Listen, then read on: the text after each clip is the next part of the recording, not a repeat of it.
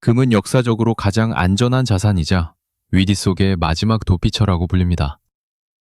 하지만 그 견고한 믿음이 배신당하고 여러분이 믿었던 마지막 피난처마저 무너져 내린다면 과연 어디로 숨으시겠습니까? 지금 중국 선전에서는 하룻밤 사이에 평생 모은 재산을 허공으로 날려버린 수만 명의 절규가 터져나오고 있습니다. 단순히 투자가 실패해서 돈을 잃는 문제가 아닙니다. 이것은 2025년을 집어삼킬 거대한 경제 쓰나미의 전조일 뿐이기 때문입니다. 중국이 금융공개와 수억 명에 달하는 의문의 사망자 통계로 내부에서부터 서서히 무너져 내리는 동안 지구 반대편에서는 미국의 최첨단 정찰기가 조용히 이란의 순통을 조여오기 시작했습니다. 한쪽에서는 파산을 맞이하고 다른 한쪽에서는 전쟁을 준비하는 이 기막힌 타이밍이 과연 우연이라고 생각하십니까? 오늘 우리는 흩어진 뉴스를 단순히 나열하지 않을 것입니다. 도미노처럼 쓰러지는 중국의 경제 위기가 어떻게 중동의 전쟁 위협으로 번지고 이것이 결국 여러분의 자산과 생존까지 위협하게 되는지 그 잔인한 연결고리를 적나라하게 파헤쳐드리겠습니다. 지금부터 잠시도 눈을 떼지 마십시오. 여러분이 만약 노후자금으로 모아둔 돈을 가장 안전하다는 금에 투자했는데 하루아침에 거래소 문이 닫히고 대표가 사라진다면 그 심정이 어떠시겠습니까? 이것은 가정이 아니라 지금 중국 선전에서 벌어지고 있는 참혹한 현실입니다. 대형 온라인 근거래 플랫폼인 JWR이 예고도 없이 무너져 내렸습니다. 피해 규모만 무려 100억 위안, 하나로 따지면 약 1조 9천억 원이 넘는 천문학적인 금액이 공중분해된 것입니다. 피해를 입은 수만 명의 투자자들은 본사를 찾아가 울분을 토했지만 돌아온 것은 굳게 닫힌 문과 경찰의 차가운 저지선뿐이었습니다. 여기서 우리가 주목해야 할 점은 이 사건이 단순한 사기극이 아니라는 사실입니다. JWR은 실물금을 보유하지 않은 채 높은 레버리지와 낮은 진입장벽을 미끼로 투자자들을 유혹했습니다. 가격이 오르면 수익을 돌려줘야 하는데 애초에 그들이 가진 금은 없었으니 지급 불능 상태에 빠지는 것은 시간 문제였던 것입니다. 하지만 여러분, 이것이 과연 JWR 하나만의 문제일까요? 절대 그렇지 않습니다. 기억하실 겁니다.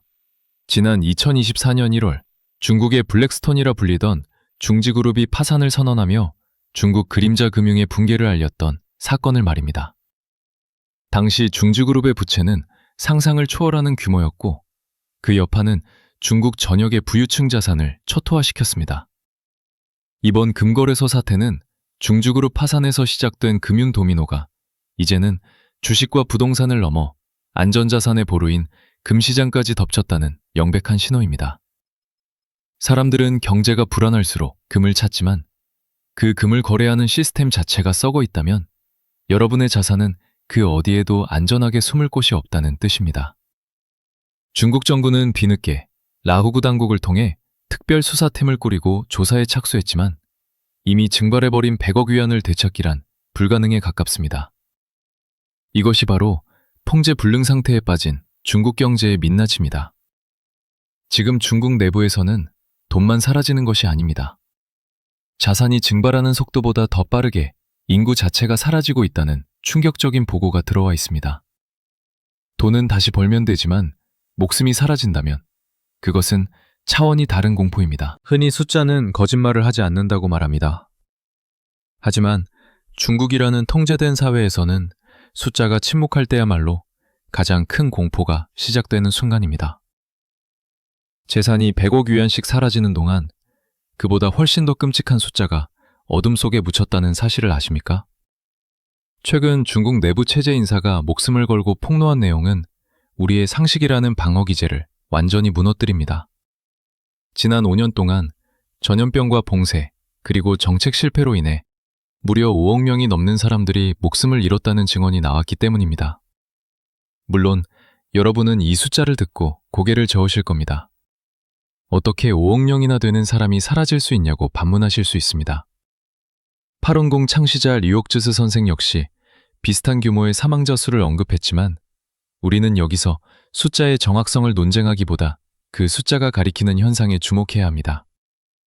2020년 제7차 인구조사 결과가 왜 6개월이나 지연되었겠습니까? 당시 상하이 공안 데이터베이스 유출 사건에서 확인된 인구는 14억이 아닌 10억 명 수준이었습니다. 사라진 사람들은 도대체 어디로 간 것일까요? 내부 고발자가 전한 진짜 공포는 단순한 병사가 아닙니다. 바로 실종이라는 꼬리표 뒤에 숨겨진 국가적 범죄입니다. 폭로에 따르면 2025년 한 해에만 약 1,400만 구의 시신이 사망자가 아닌 실종자로 분류될 것이라고 합니다. 왜 시신을 실종자로 처리해야만 했을까요? 그 답은 바로 장기 적출이라는 인류 최악의 산업과 연결되어 있습니다. 보고서는 특히 1980년대생, 즉 현재 중국의 경제 허리 역할을 해야 할 40대들이 집중적인 타깃이 되었다고 지적합니다. 이들은 백신 부작용이나 심장질환이 아닌 장기 이식 산업의 공급원으로 희생되었다는 의혹을 받고 있습니다. 장기가 적출된 텅 빈 시신은 화장터에서 일반 사망자로 처리될 수 없기에 실종자로 분류되어 소각되고 통계에서 영원히 지워지는 것입니다. 이것은 단순한 인구 감소가 아닙니다. 인구 절벽을 넘어선 인구 붕괴이며 국가가 자신의 국민을 부품으로 바라볼 때 벌어지는 참극입니다. 이제 우리는 냉정하게 질문을 던져야 합니다. 자신의 국민 5억 명의 죽음조차 은폐하고 자국민의 신체를 돈벌이 수단으로 삼는 정권이 과연 국경 밖의 사람들에게는 어떤 잣대를 들이댈까요? 중국이 내부적으로 이렇게 썩어 들어가고 있을 때 그들의 시선은 필연적으로 외부의 적을 향하게 되어 있습니다. 내부의 불만을 잠재우기 위한 가장 확실한 방법은 바로 전쟁이기 때문입니다. 지금 이 순간 중국의 그림자가 짙게 드리운 곳, 그곳에는 이미 미국의 최첨단 살인병기들이 배치를 끝냈습니다. 중국이 내부에서부터 소리 없이 무너지는 동안 중동의 하늘에는 죽음의 그림자가 드리워졌습니다. 전쟁의 시작은 포성이 아닙니다. 적의 눈과 귀를 먼저 마비시키는 침묵의 암살자가 도착했을 때야말로 진짜 전쟁이 임박했다는 신호입니다. 최근 미국의 최정예 정찰기 RC-135V 리벳 조인트가 네브래스카주 오퍽 공군기지를 일으켜 1만 킬로미터를 날아 카타르 알로데이드 기지에 착륙했습니다. 단순한 이동 배치로 보이십니까? 절대 아닙니다. RC-135V는 미 공군이 보유한 가장 강력한 감청 정찰기입니다. 이 기체가 이란 인근 상공에 떴다는 것은 미군이 이란군의 신경망을 해부하기 시작했다는 뜻입니다. 리벳 조인트는 고성능 센서를 통해 수백 킬로미터 밖에서 적의 교신 내용은 물론이고 레이더가 방출하는 미세한 전자신호까지 모조리 빨아들입니다. 이란 지휘부가 어떤 명령을 내리는지, 방공망 레이더가 언제 켜지고 꺼지는지 실시간으로 도청하고 위치를 특정합니다. 군사 전문가들은 이를 두고 전자전투 서열, 즉 EOB를 작성하는 단계라고 부릅니다. 공격에 앞서 적의 방공 시스템과 지휘 통제소에 정확한 좌표를 찍어 타격 순위를 매기는 죽음의 지도를 그리는 작업입니다. 더 무서운 것은 이 정보가 어디로 흘러가느냐입니다. RC-135V가 수집한 데이터는 단순히 공격용으로만 쓰이는 것이 아닙니다. 이 정보는 즉시 미군의 미사일 방어 네트워크로 전송됩니다. 여기서 우리가 주목해야 할 새로운 핵심 전력이 있습니다. 바로 유럽, 루마니아 등에 배치된 육상형 이지스 시스템인 이지스 어슈어입니다. 많은 분들이 이지스함은 알고 계시지만 땅 위에 지어진 이지스함인 이지스 어슈어가 이란의 탄도미사일을 막기 위해 설계되었다는 사실은 간과하곤 합니다.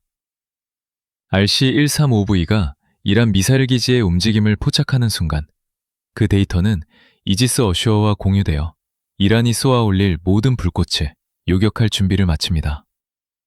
창과 방패가 완벽하게 조율된 이 순간 미국의 군사적 압박은 정점에 달해 있습니다. 하늘에는 감시의 눈이 떠 있고 땅에는 요격의 방패가 세워졌습니다.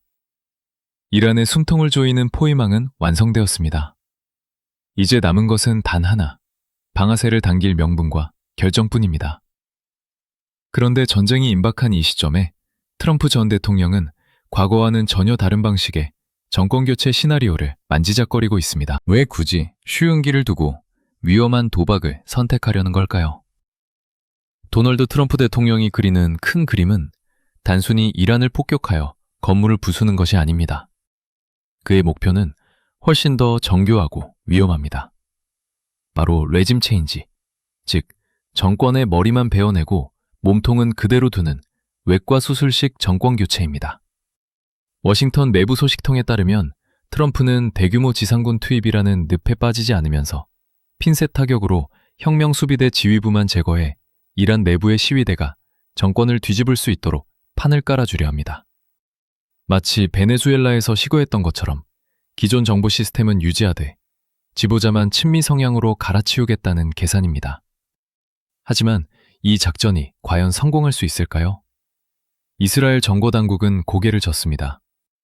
공습만으로는 뿌리 깊은 이슬람 공화국을 무너뜨릴 수 없다.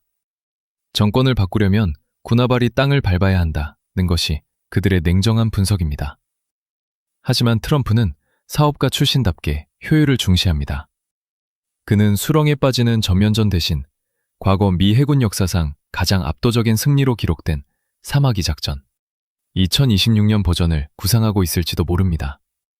1988년 미군은 이란의 기뢰 도발에 맞서 단 하루 만에 이란 해군 주력 함정의 절반을 수장시켜버렸습니다.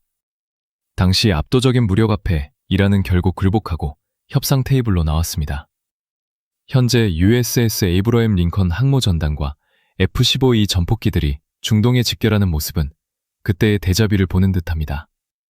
트럼프는 압도적인 화력 시위로 이란 지도부에게 죽느냐 물러나느냐 라는 최후 통첩을 날리고 있는 것입니다. 문제는 이 도박의 리스크가 너무 크다는 점입니다. 이란을 너무 거세게 몰아붙여 호르무즈 해협이 봉쇄된다면 전 세계 유가는 미친 듯이 춤을 출 것이고 이제 막 회복하려는 세계 경제에 치명타를 날리게 됩니다. 트럼프 대통령도 이 사실을 누구보다 잘 알고 있습니다. 그래서 그는 이란을 치기 전에 반드시 확보해야 할 보험이 하나 필요했습니다. 바로 전쟁이 터져도 기름을 계속 공급해 줄 수 있는 대체 에너지 공급원입니다. 놀랍게도 미국이 선택한 그 보험은 바로 어제의 적이었습니다. 전쟁의 포화 속에서 미국의 국익을 위해 가장 기이한 거래가 성사되었습니다. 도대체 미국은 왜 압류했던 유조선을 적국인 베네수엘라에게 순순히 돌려주었을까요? 이 이해할 수 없는 행동 뒤에는 냉혹한 에너지 패권의 계산이 숨어 있습니다. 전쟁 중인 적군에게 빼앗은 무기를 다시 돌려주는 장수를 보신 적이 있습니까? 상식적으로는 절대 있을 수 없는 일이 지금 카리브해에서 벌어졌습니다. 미국 정부가 수개월간의 추적 끝에 납포했던 베네수엘라의 초대형 유조선 MT 소피아호를 아무런 설명도 없이 베네수엘라 정부에게 돌려준 것입니다. 도널드 트럼프 전 대통령이 그토록 강조했던 최대 압박 정책과 정면으로 배치되는 이 기이한 사건은 전 세계 정보망을 혼란에 빠뜨렸습니다. MT 소피아호는 단순한 배가 아닙니다. 서방의 제재를 피해 위치 추적 장치를 끄고 불법으로 석유를 나르는 이른바 그림자 선단의 핵심 자산입니다. 파나마 국기를 달고 유령처럼 바다를 누비던 이 배를 잡았을 때만 해도 미국은 승리감을 만끽했습니다. 두바이의 패선 전문 기업인 GMF가 미국 정부에 압류된 선박들을 해체하겠다고 승인을 요청했을 때만 해도 이 배는 고철 덩어리가 되어 역사 속으로 사라질 운명처럼 보였습니다. 그런데 왜 미국은 이 범죄 선박을 다시 풀어줬을까요? 여기서 우리는 미국의 대외 정책이 도덕적 심판에서 철저한 실리로 급선회하고 있음을 읽어야 합니다. 전문가들은 이를 두고 채찍을 당근으로 바꾼 것이 아니라 더 큰 덫을 더 치러놓은 것이라고 분석합니다. 20년이 넘은 노후 선박인 소피아호를 계속 억류해봤자 관리 비용과 환경 오염 리스크만 미국이 떠안게 됩니다. 오히려 이 배를 돌려줌으로써 베네수엘라 마두로 정권에게 우리는 언제든지 너희의 목줄을 줄 수도 있고 다시 풀어줄 수도 있다는 강력한 통제력을 과시한 셈입니다. 이것은 단순한 반환이 아닙니다. 이란과의 전쟁을 앞두고 미국이 남미의 반미 국가들을 어르고 달래며 뒷마당 단속에 나선 것입니다. 말을 잘 들으면 배를 돌려주지만 그렇지 않으면 국물도 없다는 무언의 메시지입니다. 하지만 진짜 이유는 따로 있습니다. 낡은 유조선 하나를 돌려준 대가로 미국이 베네수엘라로부터 챙긴 실질적인 이득은 상상을 초월합니다. 바로 에너지 패권의 지각 변동을 예고하는 거대한 계약서가 그 뒤에 숨어있기 때문입니다. 미국이 베네수엘라에 낡은 유조선 하나를 돌려준 진짜 이유는 남미의 자존심을 세워주기 위함이 아닙니다.